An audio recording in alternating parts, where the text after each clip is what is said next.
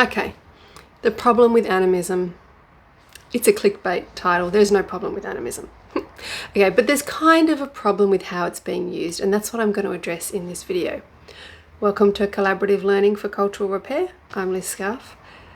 Let's start with the definition of animism. So I like this one from Deborah Bird Rose. She's an incredible Australian anthropologist. She has passed away. And she writes, animism connotes an ontology, which is a theory of being, in which humans are not only lively. I'm going to start this again. I messed it up. But I don't need a video, so here we go.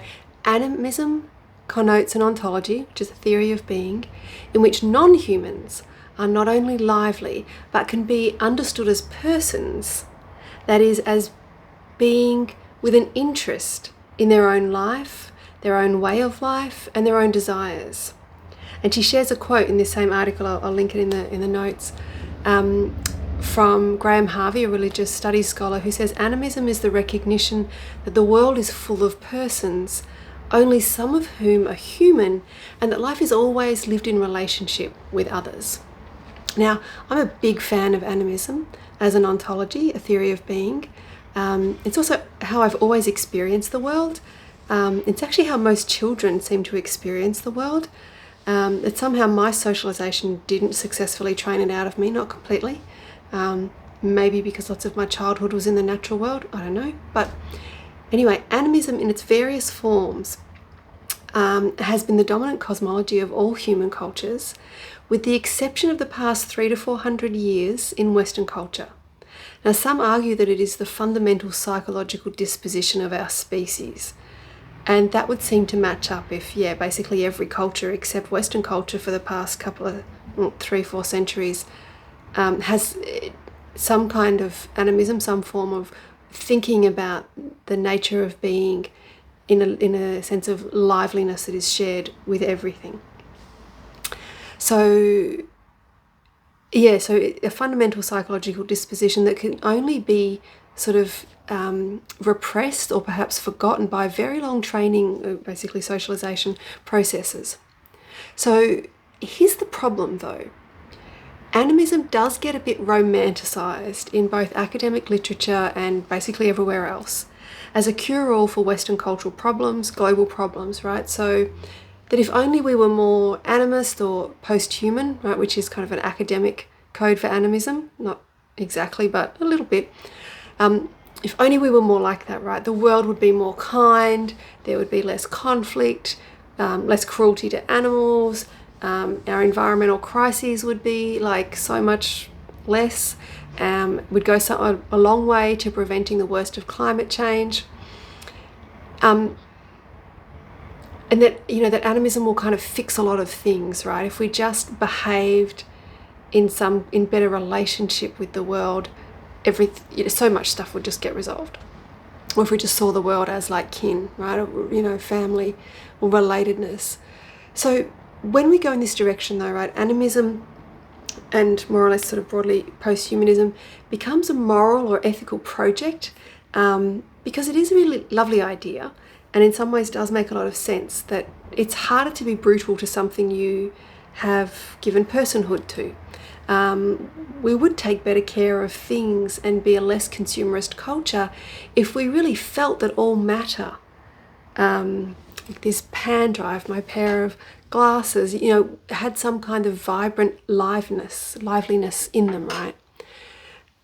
It's not unreasonable to think that the world would be better, but it is a little bit simplistic.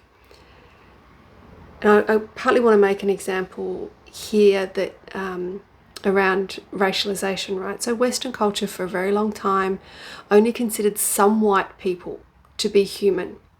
Pretty much all peoples who were not white, and then some that were considered subhuman or of some other completely different, lesser species, right? And this isn't quite as blatant in contemporary culture or cultural discourse now, but it's still very much there. You don't have to scratch the surface of Western culture much to find that this idea is actually still very alive. It's just not as permissible to express it, right? But there is a deep, let's say unconscious, but still very lived hard to call it a belief system, right? But it's just a really, really long, in our bones, ancestral kind of setup, right? So even though these days we've maybe come a long way, right, to acknowledge humans have multiple skin colours, most cultures, and definitely Western culture, right, still values some lives more than others. Western culture, of course, values white lives more than others, men's lives, cisgendered lives. So it just kind of, it's still very present, right? You can still be considered human and a person, and your life is still less valuable. So just because we might attribute personhood to non-humans, it doesn't automatically equate to better treatment of them, right? This is a very interesting article, again, I'll link it. It's called The Reflections on Post-Human Ethics, Grievability and the More Than Human Worlds of Iron and Viking Age Scandinavia. It is pretty interesting, right? But anyway, so they explore what lives were valued by looking at grieving and burial practices of Iron and Viking Age Scandinavians, right? Now, this culture at that time was quite animist and afforded personhood and kinship, right, to swords, to houses, and to some animals. And you saw this in burial practices, right? But there were lots of people, predominantly slaves, who were not valued and whose lives were not grieved. There was no appropriate burial practices. So there was a hierarchy of whose lives mattered more. Swords got better treatment than slaves, right? So, but it's a highly animist culture. And swords and houses were seen as kin, and some animals as well, right? So it doesn't equate or always match up that a kinship-based way of thinking about the world means you treat your kin better. We could still have hierarchy. So I think in our modern era, I'm not sure that we would do a lot better, right? We will still find ways to indenture and enslave people. We'll still value some human lives and some persons over others. So I guess that's the video, that's the point, is that recognising the aliveness of the whole world doesn't completely resolve issues of equity and equality. In cultures where animist concepts of kinship does contribute to better treatment of others, human and non-human, and better environmental care, it's not just because the world is seen as alive. There are other sort of fundamental cultural characteristics in play that intersect with a kinship-based way of seeing the world.